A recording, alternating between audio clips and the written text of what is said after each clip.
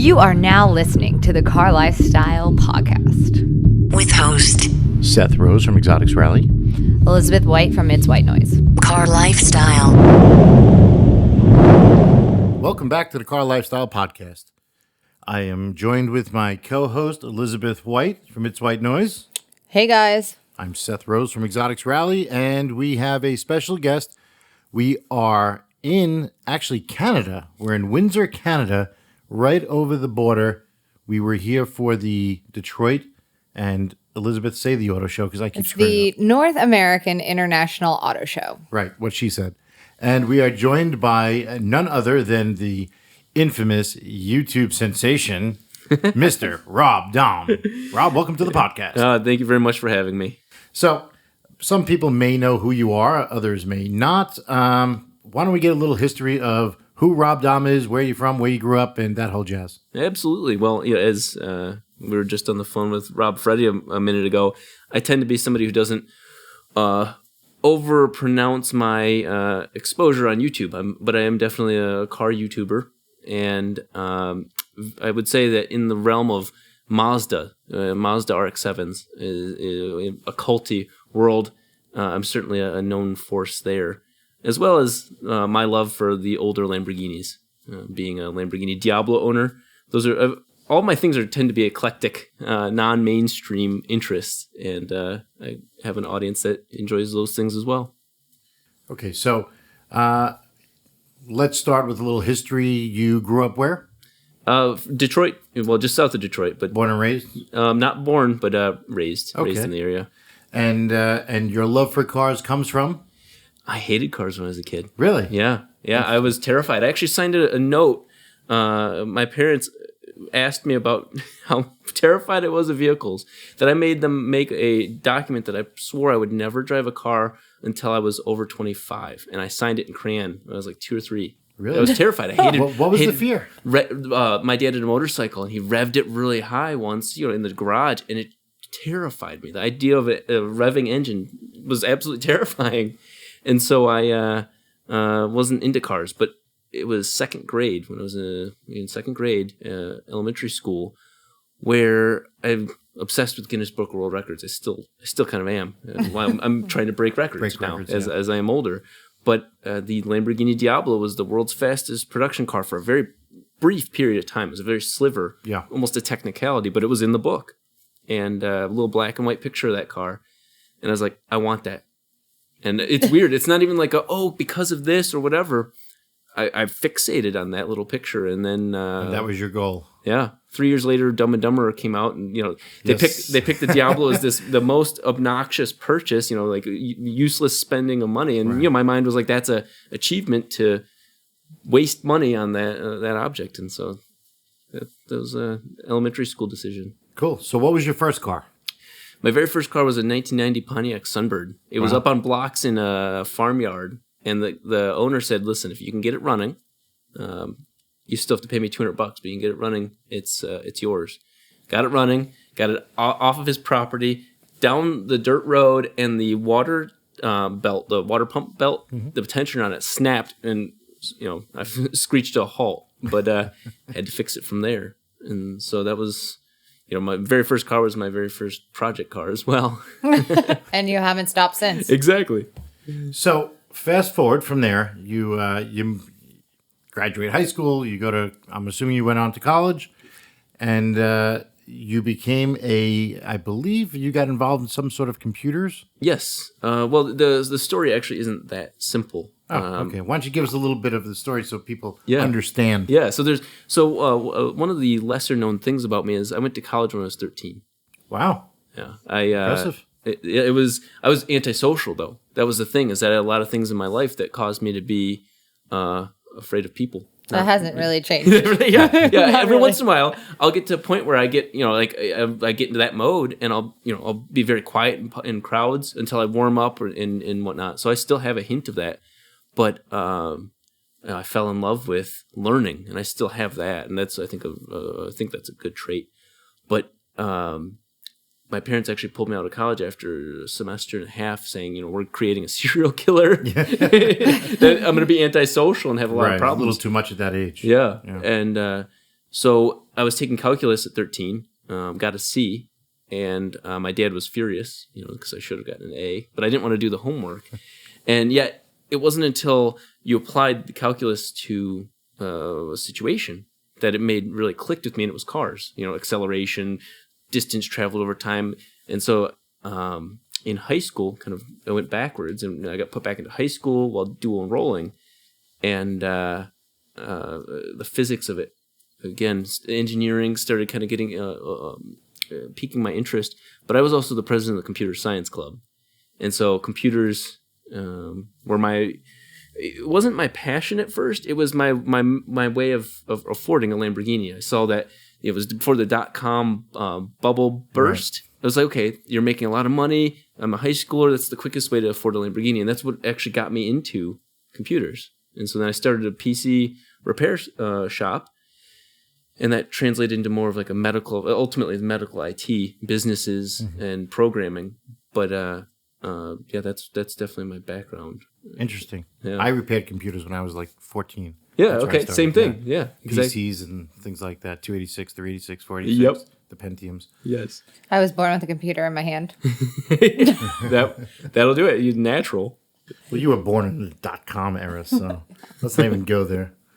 But, okay, so then you moved on into the computer world, and from there, your goal was to obtain the Lamborghini. So yes. Is that the first car that you obtained other than like the Sunfire and some other things? No, this is a very weird fact that most people don't know, is that you see my obsession with RX-7s, Mazdas. My mom, of all people, was like, hey, there's a neighbor selling a car, and I think you'll like it. And I'm like, I was not interested at all. I wanted a Lamborghini. I was saving everything I had to get that Lamborghini. Right, you were fixated on the Lambo. But, there kind of needed to be an intermediary step of, a sports car or something. So there was a neighbor selling a second generation RX-7 for $4,000. And my parents were like, hey, we're not going to give you any money for college or cars or anything like this. We're going to give you $4,000 to let you decide your future. And then my mom, of all people, was like, hey, that car is $4,000. We'll buy it for you. And then you have no money for college. I'm like, wait, what? This is like a trap. Yeah. This is a trick question. It still makes no sense trying to explain it because how it went down. And my mom really wanted me to have that car. She thought I would like it. And so I didn't know what rotary engines were at that time. And then, of course, I'm a tinkerer. I tore the car to pieces as soon as I owned it. Mm-hmm. And it was naturally aspirated, really simple, engine bay. A rotary engine's a very simple engine. Yeah, it's a 13B. Yeah, 13B, yeah. And a non-turbo is even simpler. And so, I was that kid that was thinking, okay, I'm going to put a new intake in it, a new exhaust, and I'll have at least 100 more horsepower, that fallacy. And you added like 7 horsepower. Yeah, if anything, I probably ruined the way that the airflow was, and I lost power. But that car was my like gateway drug into rotaries. Mm-hmm. And, I've realized a lot of my motivation comes from either childhood or trying to impress women. And when I took that car out on my first girl I went on a date with, I was 19, first official, girlfriend, and went to pick her up. Her dad was a engineer at Ford, which we're in Ford and GM country. Sure. And he comes outside and he goes, "I thought RX-7s were like sportier, were sleeker." And he was referring to the third gen. He was referring to the newer RX-7. Mm-hmm. And at that moment, I'm like, okay, well, I gotta get one. I gotta get a third gen now. Yeah, the dad's calling me out. His daughter's worth the better RX-7, and I was like, nope, I'm done. Well, that was the summer that Fast and Furious came out, and so I was getting a third generation RX-7 the moment the Dahm, Dahm, not my last name, but Vin Diesel's character. Right. Okay. Yeah. That's his hero car is an RX-7. Yes. Mm-hmm. Yes.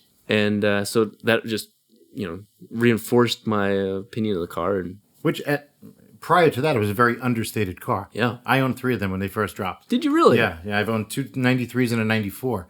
And when I first bought it, it was a really unknown car. Yeah, I believe that. I'm a little older than both of you. But anyway, I had 3 of them. They were cool, but it was, like I said, it was an understated car. And there weren't a lot of them around, but now, of course, it's very sought after. Yes. And to find a pristine one is impossible. It's kind of like how some Supers went. Yeah. So you started your love of the Gen 3, and where is that today? So I'm a pack rat in the sense of cars. I don't sell what I fall in love with every car I get to drive for a while.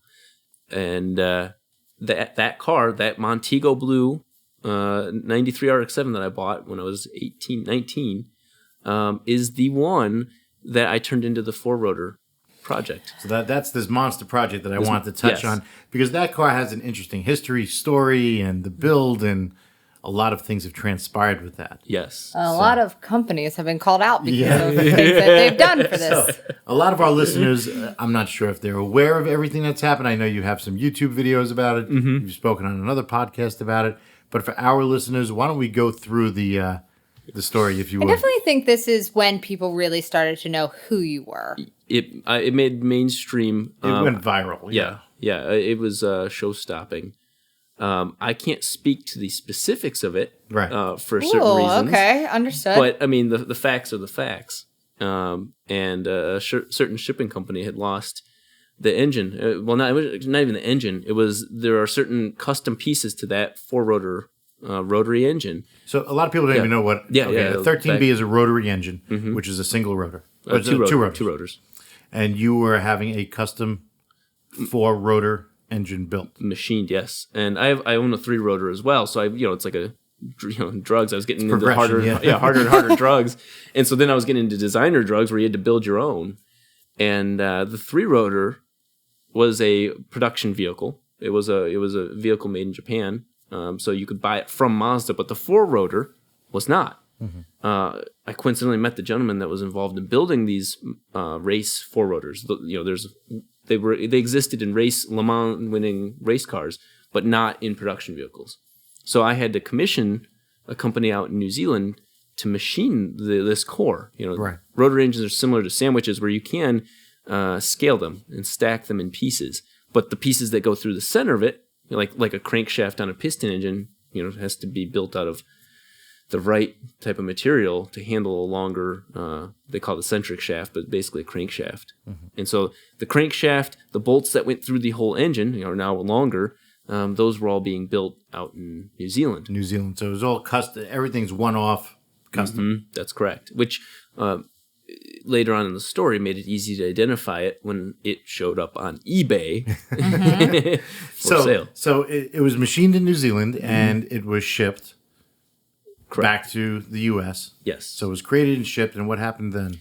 So, being that it was going to go through customs, and that was really the company called me about customs, and put it, either you have to use your social security number or a business EIN, and that was really basic conversation. And once they got my social security number, it was, hey, we're releasing the package to be dropped off tomorrow. Tomorrow never came. That was March 22nd, I think. Of 2015? 2015. Okay. Yeah. And so, I kept refreshing the page of the tracking number. And I was busy at the same time. So, and I was very patient. A week, I waited, nothing. Called, nothing.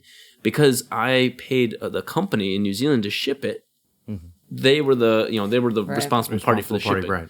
Which really... I think people fixate a little too much on the shipping company who committed a series of wrongs that cascaded into and grew into a massive problem. But the company out in New Zealand did not help at all. Because really, if I'm doing business with you and you're in New Zealand, I paid you to deliver a product. It's not you. It's not the shipping company's fault to, I'm paying you. My business is with you. And so it's your job to get that resolved. And so the guy was not cooperative at all? No. How much is something like that, like a four-rotor? Well, my project, because I'll be very transparent about it because of the size of the project is so unheard of in the rotary engine world. So I like sharing that information. So a typical four-rotor rotary engine, so just what you call the short block, just a little keg, is probably $30,000. Like, you tease them up, treat them special, but mine is closer to 40, 45 because I'm high pressure turbocharging, some custom airflow issues or things that we're doing. But really 30 to 35 is something that you can get a typical one. Is this? I'm sorry. Is this something you designed yourself, or somebody else designed it and they were just building it in New Zealand? So I'll definitely say that my realm is designing the whole project, the overall car. This is my invention. Basically, GCing the whole project and getting people. But it was my idea to put these facets and pieces together. But the specific pieces, I've relied on experts in those fields to dictate the details. So there's a gentleman, his name's Abel Abera. He's a NHRA Hall of Famer.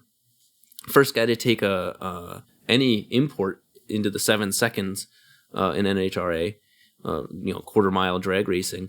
And so this dude's got all those like tricks, like those secrets, those things that like, and he's told me some of them, there's embargoed information on how he's done it. And it's mind blowing. These just like those little minor differences in how he sets up his engines. And cranks out that much more horsepower. So no, not my area. I know that engine inside and out, but I'm not that. Right.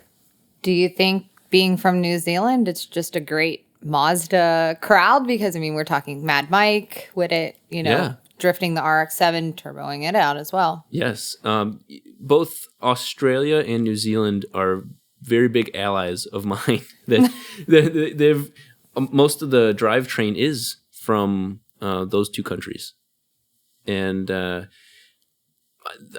in talks to actually bring the fore rotor out there. There's some companies that want to bring that out for a car show, myself and the car. So yeah, it's definitely got a lot very of exposure there. Yes. So the package gets lost. Mm-hmm. What happens next? I am. And without this package, you're screwed. Yeah. This is the heart. This is like the heart of the car. Two different ways. One is that I'm not made of as much money as people assume when they see a Lamborghini. That always happens. And so people are just saying, well, just buy a new one. Well, I paid for insurance. I'm entitled to getting my money back. Replacement, yeah. Yeah, and I'm not going to throw good money after bad. I want to solve my situation because I'm somebody who loses focus. So I would screw myself over going and rebuilding the engine, and then okay, well that's whatever, $13,000 I think was those parts. It was like 3 or 4 parts. I would forget about them and then let everybody else off the hook. When I did nothing wrong. There was literally nothing. Normally when people tell a story, there's no reason just to shrug it off and say, okay, we'll build another one. Well, they caught me in a lie or something. Because normally when somebody tells you a story about that and they're demonizing or condemning a company, they prodded or they created a fertile environment for something bad to happen. Normally you have to take it with a grain of salt what somebody's telling you. But in this case, I paid a company and I didn't get it. Right. I paid full price. I paid for full insurance and got nothing in return. So I was determined to get restitution.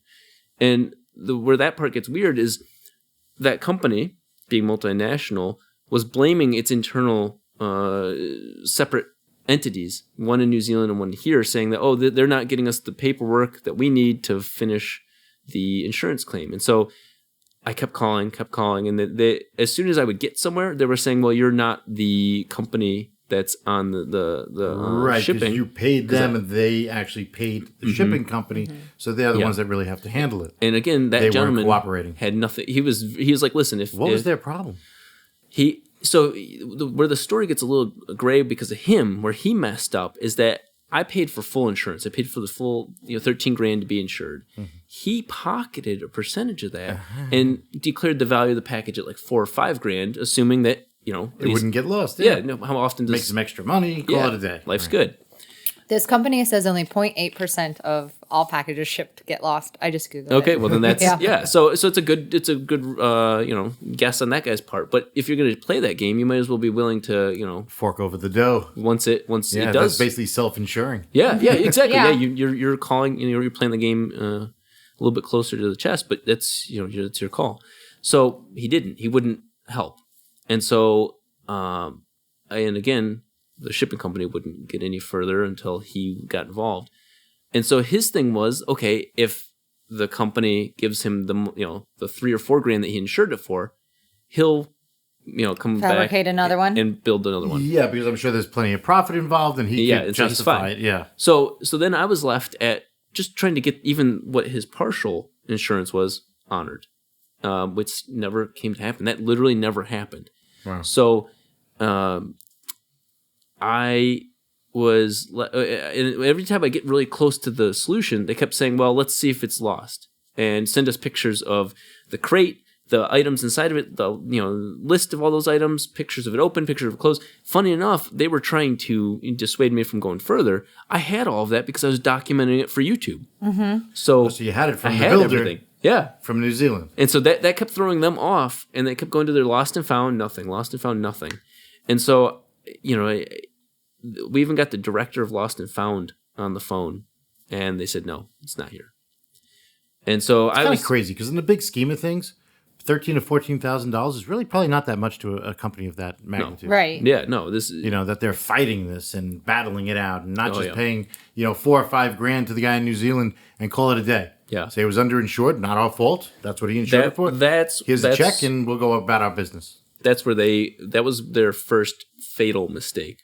There were minor mistakes. Things get lost. It's guaranteed to happen. 0.8% or whatever at the time. I was okay with that. It was just like I paid to insure you against yourself. Honor something. Get me the package or get me the insurance. I was very reasonable. When nothing was going any further, it was 8 or 9 months at this point of nothing. And this was my identity. This is something I wanted to build. And I was losing the edge of what I was telling some very close friends of mine, I'm gonna unveil this all-wheel drive. I'm gonna do this, and this is in private.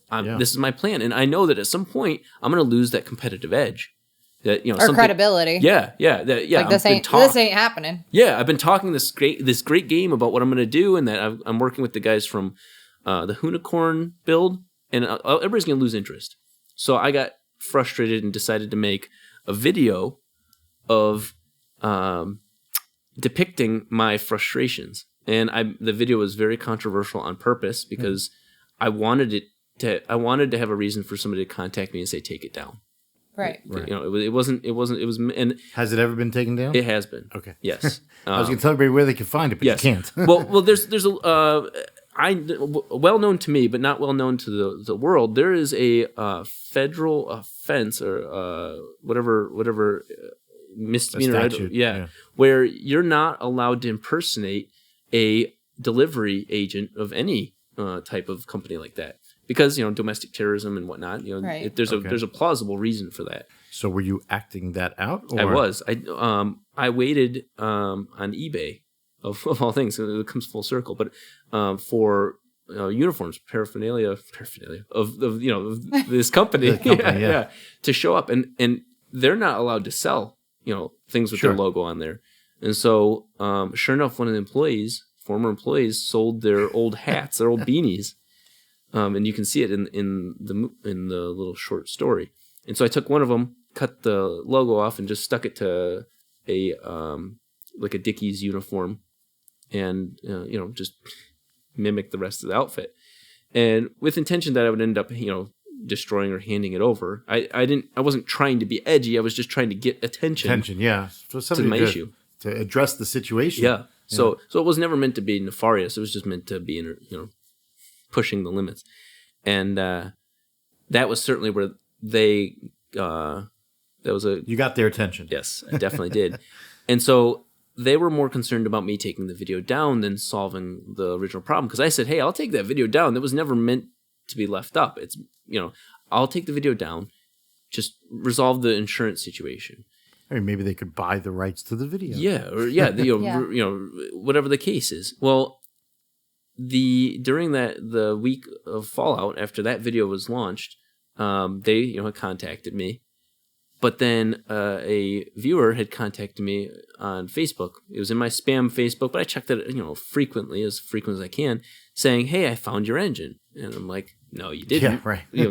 This is 9 months after it's gone. I'm okay with that, and sends me a link to eBay link. I didn't click on it. I actually was like, that's unrealistic. Next day, I was laying in bed. I'm like, I'll click on that link, and it shows the parts. And I wasn't sold that it was mine because there were extra parts in there that I didn't purchase. Well, I forgot I had verbally asked for those extra parts. I genuinely forgot that was the case. I'm on Google right now. We're looking at the eBay listings. They're two separate listings. Yes. So they broke down your engine and split it into 2 offerings. Yes. So whoever in Missouri got it only listed them for one for $4,000 and one for $2,500. Yes. So very nice of them. Yes. Yeah. A couple questionable things about those, because I saw that literally. I was like, okay, 2 auctions, but I wasn't getting excited about it because, again, I thought there were some of the parts in there I forgot that I had actually asked for. So I saw too many things. I thought, okay, that's not mine. But I still sent the link of both of those to the the machinist out in New Zealand. And it wasn't until the next day he goes, you need to buy those right now. Those are your parts. He could tell from that he'd only made 3 or 4 of these counterweights that are on there. So he knew exactly. And what he was the others at. were on Mad Mike's car, so he knew where they were at. And so he's like, "Yep, those are yours." So now you have a big decision to make. I What do have you a do? Huge decision to make. Do you buy them? Do you call the authorities? Do you tell the shipping company? It's crazy. Yeah. So I was overwhelmed at this point because the facts presented in front of me. So I thought, okay, well, they're stolen because they're showing up at a secondary metal recycling company. The company, That's who was selling them? Yeah, it was a recycler. So he may have bought them from somebody else? I thought he was fencing stolen goods. Right. Which was the simplest concept. It could be unbeknownst to him as well. He doesn't know what he's got, Right. but he's selling it. And the reason I knew that he didn't know what he had is he was selling it for so cheap, way less than I sold him for, I bought him for. But the listings, when you look at the title of the listings, they're specific to things that you can't look at the parts and call those things out. Yeah, they were. So in my mind, I'm like, he's got the shipping, label. The bill he's got of lading, the bill. Yeah, right. he knows the list of materials, and he's just regurgitating that. So further confirming my thought that he had stolen goods is that the box, he had everything. So it got stolen, but he has, he didn't give a shit, and he's just selling the parts as it is. So what was your next step? So my next thing is I called a buddy of mine from the Michigan State Police, and he got the Missouri State Police Bureau of Investigation or something like that. But he got the state police involved. I called some favors on that. And he's like, first thing you do is buy the package. Use a friend, buy the packages off of eBay, because what we'll do is we'll have a sting set up in Missouri. Right, when you go to pick them up in person instead of having them shipped. Yep, they bust them. Don't need them shipped again. And we're good. So we were coordinating this sting.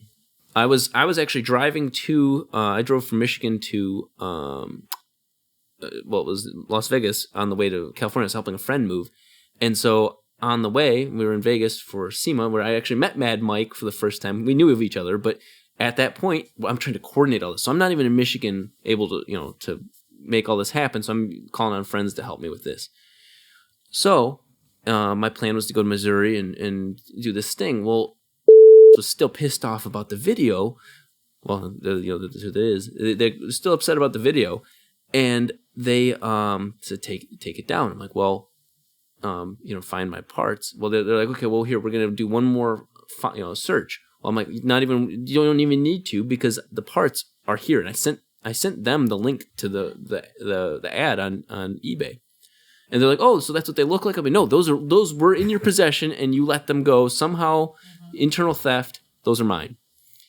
And long story short, they're like, well, we'll help you with this sting.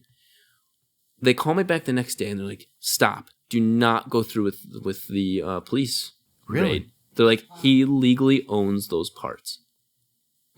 I was so angry, because I'm like, you're telling me he legally owns my stolen goods. Yeah, how can you? Yep.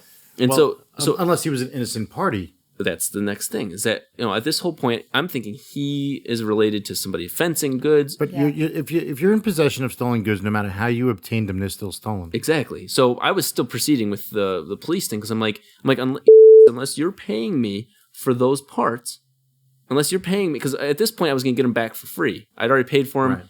Right. But I paid for the auction, but I was going to get it reimbursed. Well, at this point they're saying no, continue with it, and I'm like, if I do that, I'm stuck with paying for my own parts twice. Right. An extra $6,500. And so they said, well, we'll reimburse you for that. and they had gone through and found that it had sat in a department called overgoods, which is basically lost and found for 6 months. And then they were auctioned. So he did legally.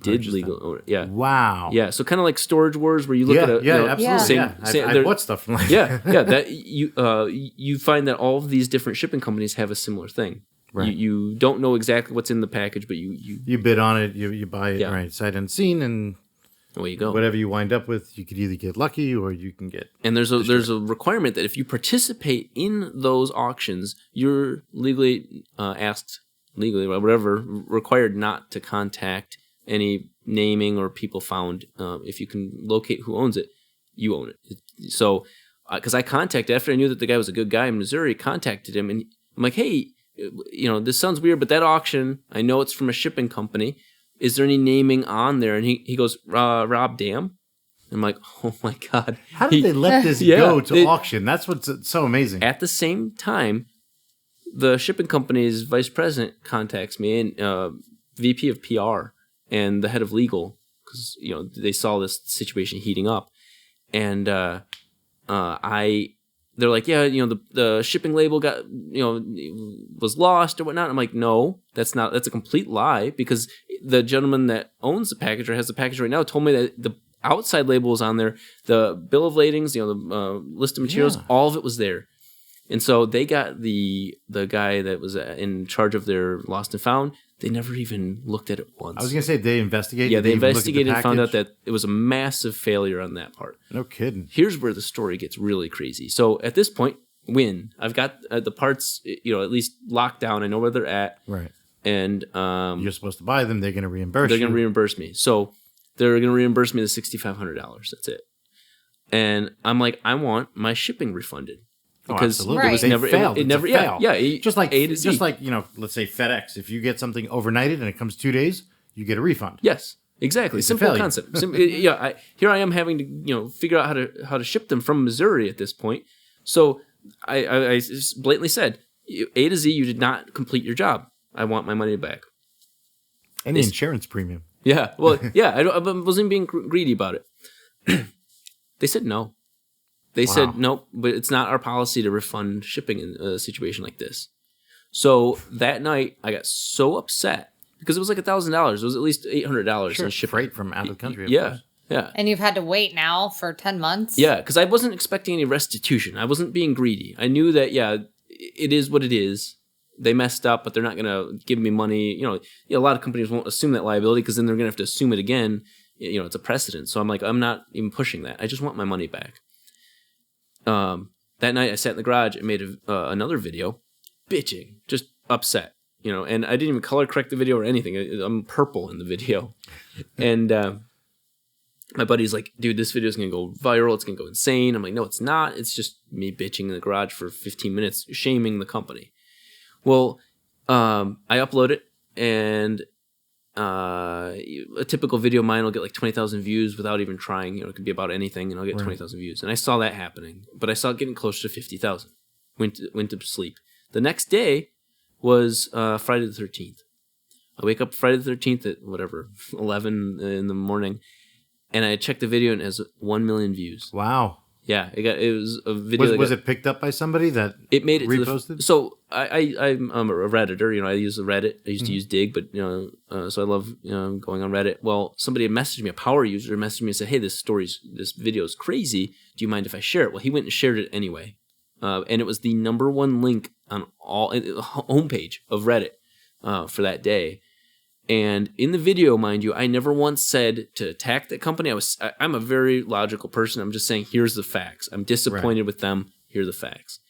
And so people went and made a hashtag Rotorgate. Of course, everything's got some gate. Yeah.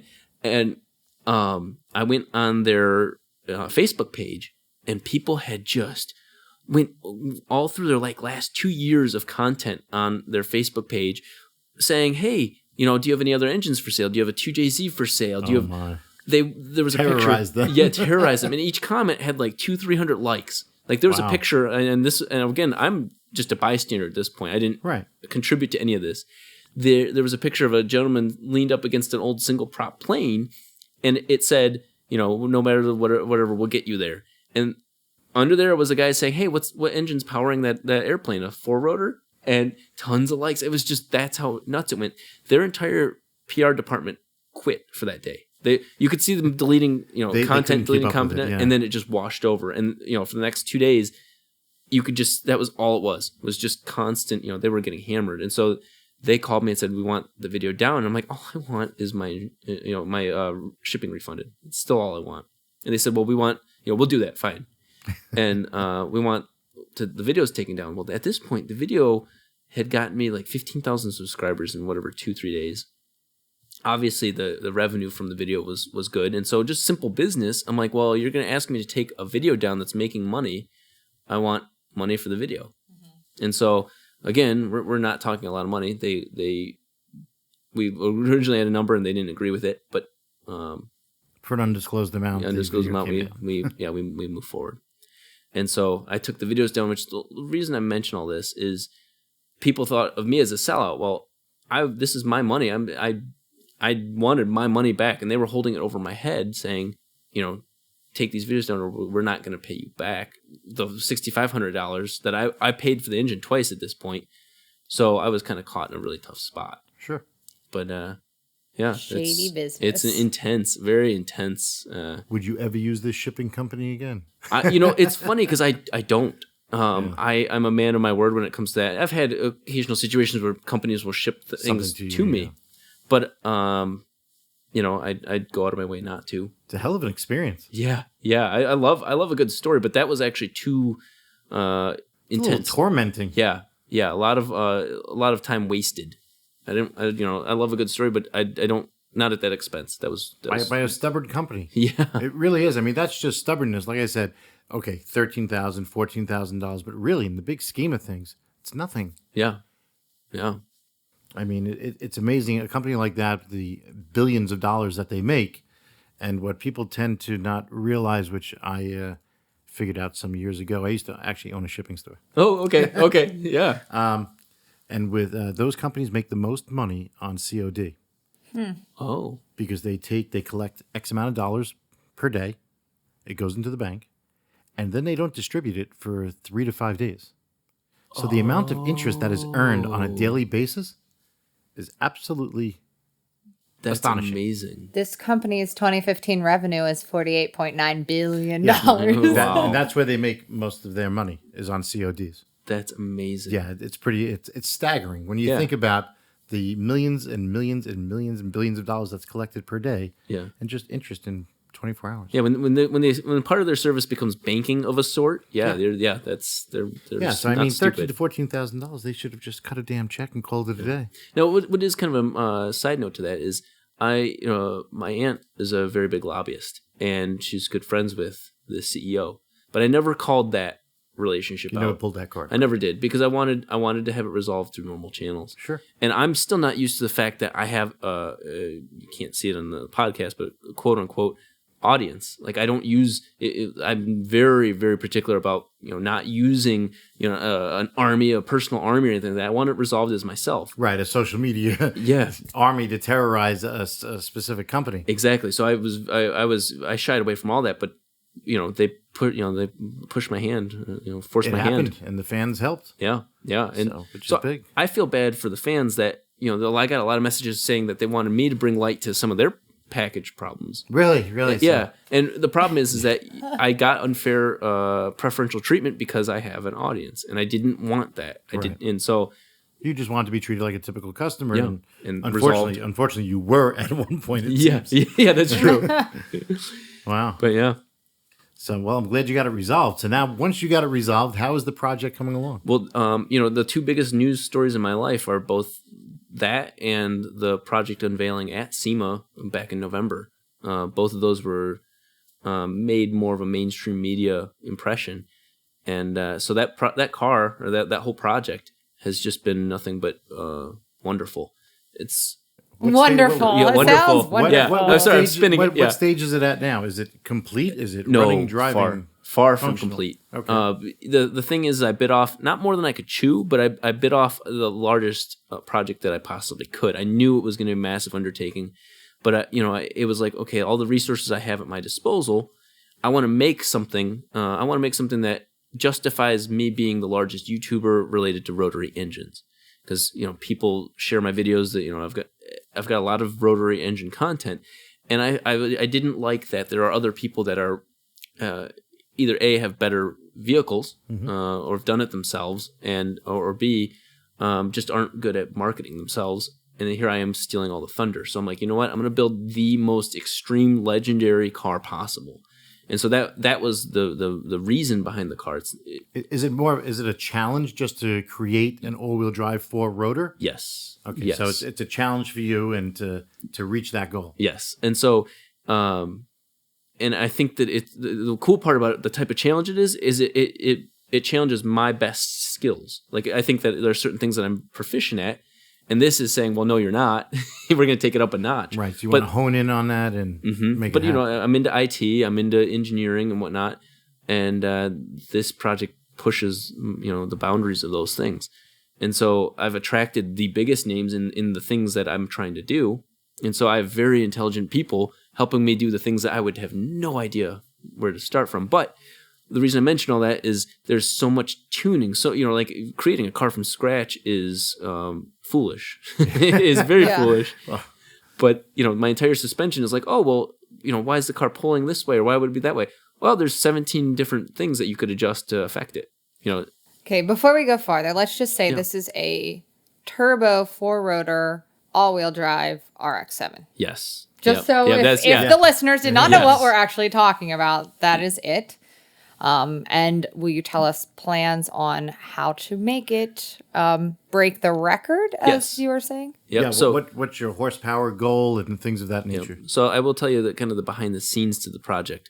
The goal was, again, to build the most legendary car possible, have it break records to one, satisfy that childhood goal of being in the Guinness Book of World Records or at least holding records of some sort. And if I build it that crazy, maybe it'll help pay for itself. That, So what kind of record are you going for? Two. One is a more of a soft record. You hear people say, my car's the fastest 2015 Mustang with manual transmission that's blue in the state of Michigan. When people start doing those things. Minus 9 degrees Celsius, Yeah. You start getting those records. Well, the first record I'm going to go for is the fastest rotary engine in the half mile. Okay. So the half mile is typically dominated by GTRs, Lambos, underground racing. Yeah. All those guys. Everything is twin turboed and whatnot. Have you selected a proving ground yet? Well, the guys from Shift Sector were going to help me. Awesome. So Jason was very excited. And in fact, Jason was the guy that runs it. He was the first person to unveil the turbocharger I was using for the car. Cool. So we've got a good relationship there. It has to do with elevation as well, where you want to run the car. Yeah, that's a good point.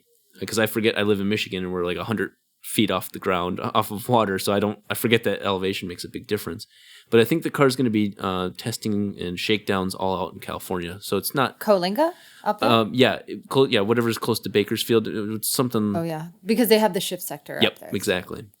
So the reason I say it's a soft goal is because nobody's really established it. Nobody's said, oh, here's the fastest rotary engine in the half mile. Because that's not really its strength. So you could just automatically be the winner by setting a time and having Guinness be there. Yeah, really. Yeah. There are people that have ran it. So, but it's not really well publicized. The thing is, the unfair advantage I have is that most rear-wheel drive cars, all rear-wheel drive cars, hit the limit of being rear-wheel drive in a half mile. So you'll see them get to about 200, maybe 205, somewhere in there. That tends to be the physical limit of rear-wheel only cars. So because of the nature of my car being all-wheel drive, as long as I get over whatever 205, 210, there's really no other rotary engine vehicle on this planet that could beat my record.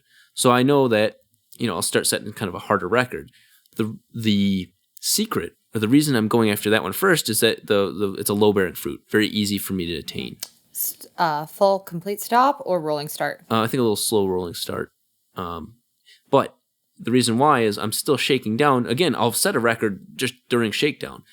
The goal, the record I want to hold more than anything else is the rotary engine top speed record out at Bonneville, Alta de Salt Flats. What's the current record? The current record is 242 and 3/10. Oh, that's easy. Yeah.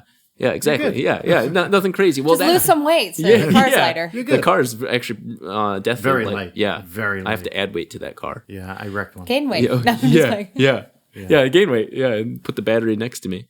So the I have a lot. Again, this is kind of low bearing fruit because the car that set that record was commissioned by Mazda. Mazda owns all of the vehicles that set their top speed records, which is why Mazda approached me when they found out about the car, because that's their world. That's not mine. The world, that's theirs.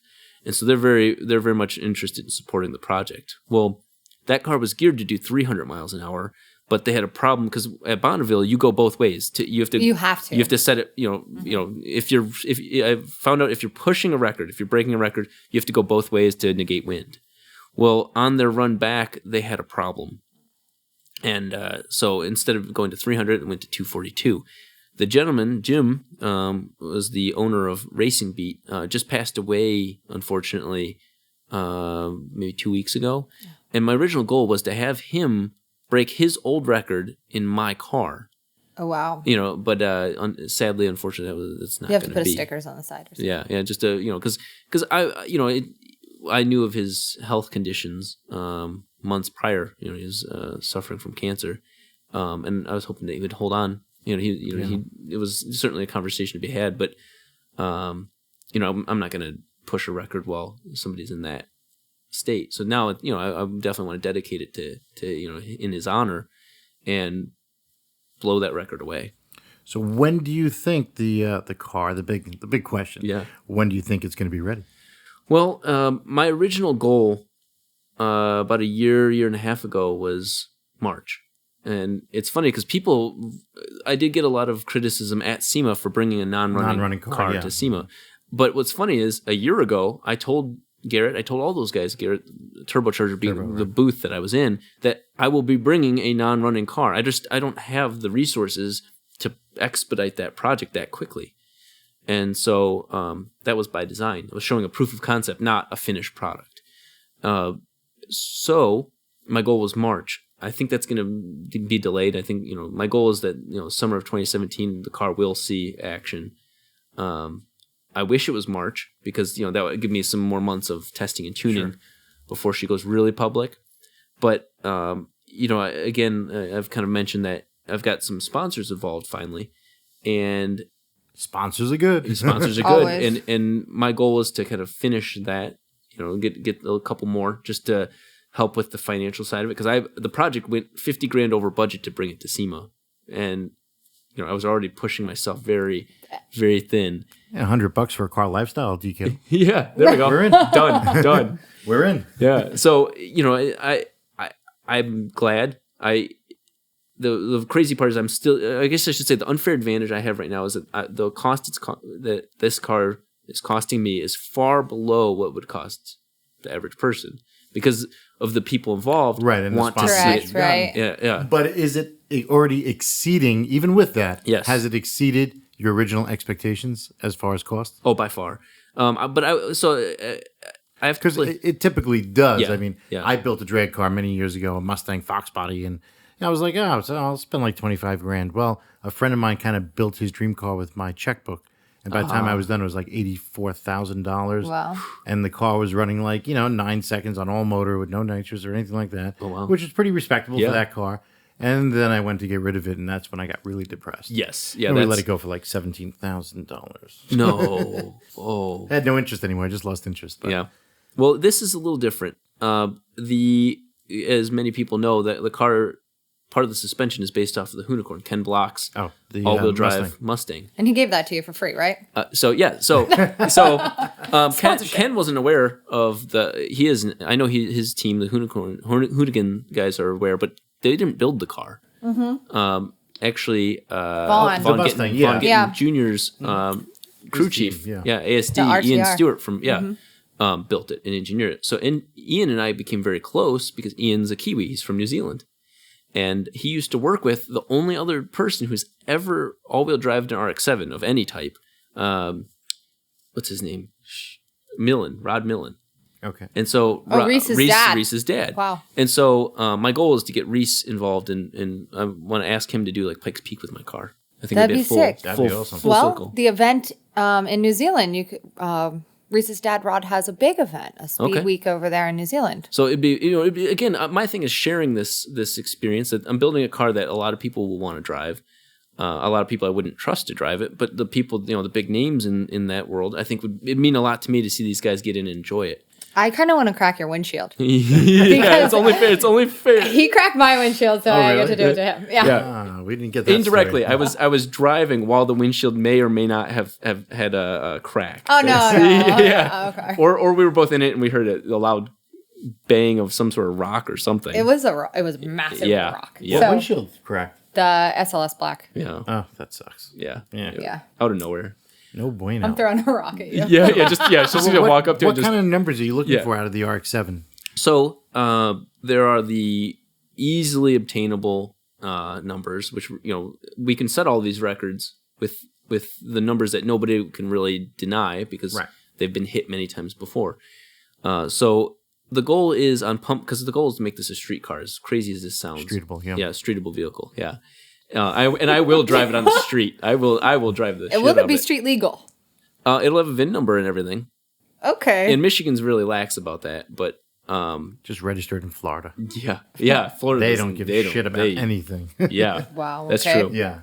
But I'm gonna have a license plate, and it'll be for that car. It's really pushing the limits of is it that? It's like what do they call it? It'll be for that car because I know you've had a bad experience. Yeah. I have a lot of bad experiences. But it's like what are these? Abraham Lincoln's axe. Well, they replaced the handle 3 times and the blade 4 times. Is it still the same axe? This car's the same thing. Where it's a full tube chassis vehicle with the cockpit or with the overall part of the car body that has the VIN number. How much do you replace on a car before it's no longer that car? Right. I know some states do have actual explicit laws on that, but we'll find a state that doesn't. So to answer your question though, probably on pump gas, I think at 35 psi, we're over 1,000 horsepower at the wheels. How many turbos? One single massive monster turbo. Yeah. And the thing is that some people looked at that car at SEMA and said, that turbo's oversized. They were brutally wrong. The thing is that exact turbo is used on Abel's drag car. He's got a 3-rotor. Mine's a 4-rotor. He's got a 3-rotor drag car, the one that he set many records on, running 7 seconds, producing more than 1,500 horsepower to the wheels with that turbo. So it's more than capable. It's more than capable. And he had an issue where that turbine housing, the exhaust housing, was too small. And when you would just rev it and free rev it, he'd have 10 pounds of boost. So that's too small because you're going to choke that engine out. And so that turbo is properly sized, if not too small for hitting the top end. And again, at the top end, if we go to race gas and whatnot, we're building everything to handle up to 1,700, 1,800 horsepower. Awesome. Wow. So, yeah. So, again, those aren't the numbers needed to break records. Right. And those aren't dyno numbers or anything like that. Those are just expectations. Mm-hmm. But the fuel system, everything's being designed for that. So nothing is cranked yet. No. We're going to be putting the engine on the engine dyno for a couple reasons. We're testing some new technology, and so we're keeping that out of the car before we have to wire the vehicle. Mm-hmm. But yeah, that might be coming up soon. My whole drivetrain's completely custom, so we've got a lot. The scary part is I'm going to have a lot of issues. Not problems, issues. Like, oh, you know what? The car doesn't want to shift into gear because the linkage that we're custom building, and we need to get this machined. I'm gonna have a lot of those type of setbacks. Building a car from the ground up. Yeah, that's very true. So after this project happens, what do you want to do? This is a long time that you're focused on one thing. Yeah. I'm definitely chasing a high after that. Because this has been, I'll be well known for it if I'm not already, for rotary engines. You break the records, you've got some notoriety. I've already tried to start thinking about what my life is after that, but my goal, one of my goals is to lock in a level of success with the YouTube and social media and relationships and whatnot. That way I can work on another project car. It wouldn't be Rotary because my goal is to make this the most legendary Rotary car, right? Rotary street car. So the next one wouldn't be Rotary. Probably be electric. Yeah. Would you build for other people? Is that something you want to do? It would have to be one-offs. It wouldn't be small projects, because it would have to be the same type of insanity that I bring to it. The unlimited category of vehicle. It's funny you ask that, because all the suspension, even though Ian supplied, I'll show you the picture. When you see what I built the car from, Ian was like, dude, Ian's literal words are, dude, you're fucking crazy. Because he sent me only one picture, one diagram once of the suspension on the unicorn. I'm going to share this with you guys. This is something that I'm only going to show you guys, not online. Sorry, listeners. Yep, because it's got numbers. Shit out of luck. Because you want to hear something really crazy is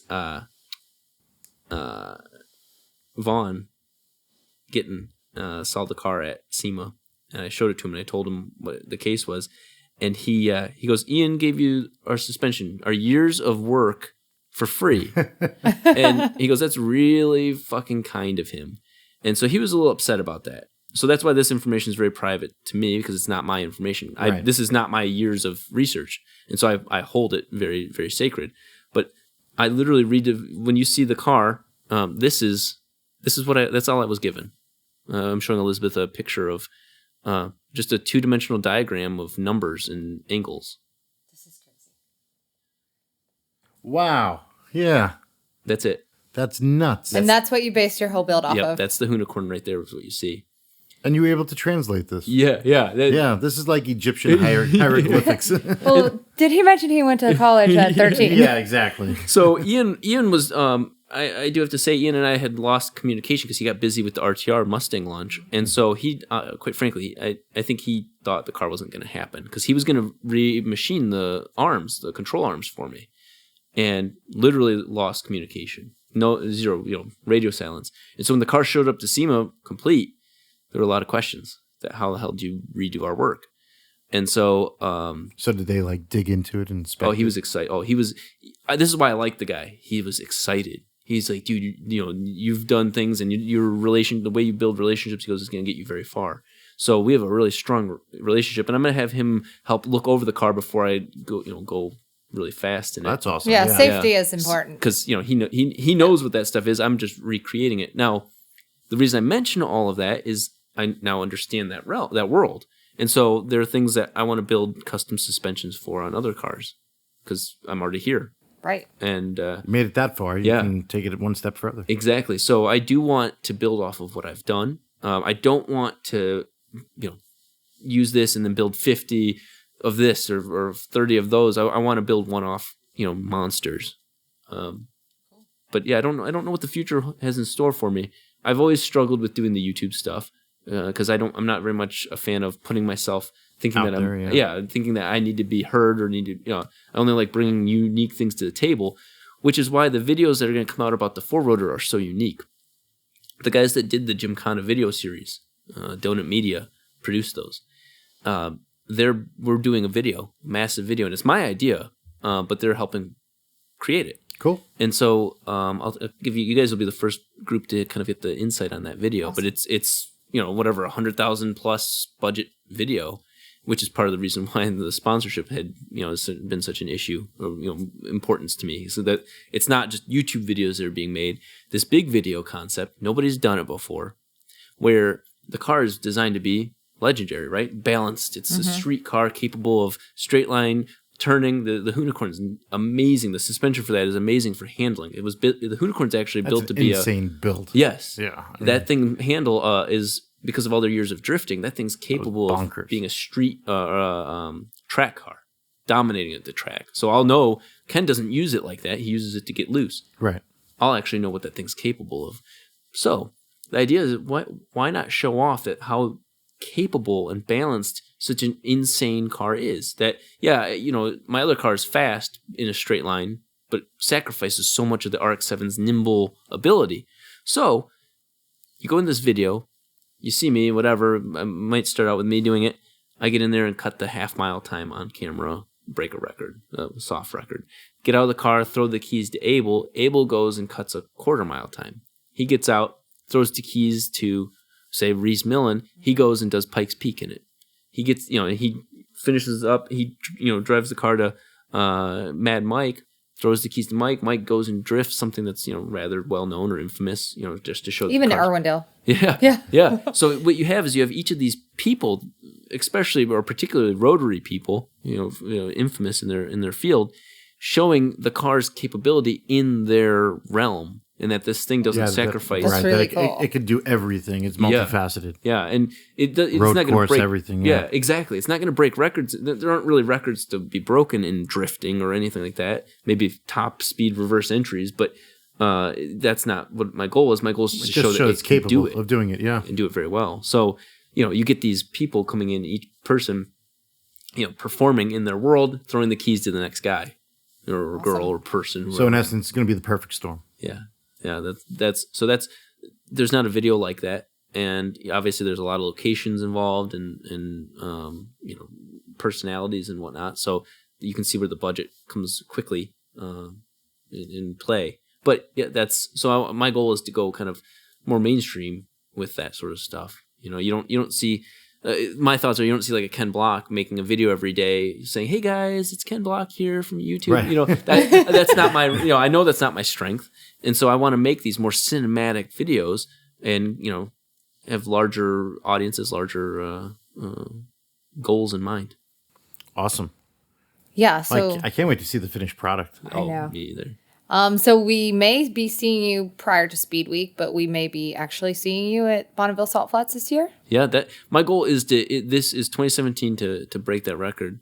The car's geared to do 255, so my goal this year would be to break it and hold it with a couple mile an hour, lead, and then go and get the transmission re-geared the next year and make minor improvements. Because the thing is that the car is so powerful that I can power through the fact that it's aerodynamic, and we're going to be doing aerodynamic testing at UC Berkeley. So we're actually doing wind tunnel testing. Oh, cool! And is this like a class? The class is coming into? Yeah. So the students, it's like a focus group with the student said, "Hey, listen, as long as there's no," and this is where the benefit of having no names on the car. Right now, there's no, if you saw the car at SEMA, blank canvas, it's a blank, prototype, and I can keep it that way at this point. There's no legal requirement. I don't have any agreements with anybody to have names on the car, so it's a clean slate right now. So go get wind tunnel testing. They said as long as you're not featuring any companies on the car, and you talk about our program in your videos, in the videos related to it, we'll do wind tunnel testing. So. Wow, and then you'll use their engineering students to help benefit. To help improve, and keep me on the ground. Minor detail. Shiny side up. Yep. Awesome. Well, we're very excited about this. I'm sure our listeners are as well. Yeah, it's my life's work. Wow. We got to come out and check it out when it's ready. We'll definitely absolutely. Down the give street. you all our support. Well, she's out in Ontario, California. So right now. Okay. Yeah. And she's going to be in the warmer climates. Michigan's not the roads out here, everything that you're not going to see it out much here, but there's a racetrack here called M1 Concourse that is going to be kind of its home course for doing various publicity stunts in Detroit, and that's where you'll see it here, but it's going to be out elsewhere. Cool. So before we wrap this up, where can all our listeners find you? Well, I'm very active on really two things. Instagram and YouTube. Okay, you'll find me on Facebook, but under my what's memes. just sharing memes. And what is your tag name on? Yeah, well, you can look up Rob Dahm, DAHM, or really if you look up 3-rotor, 4-rotor, Mazda RX-7, any of those terms related to rotary engines, my videos will be up at the top. Cool.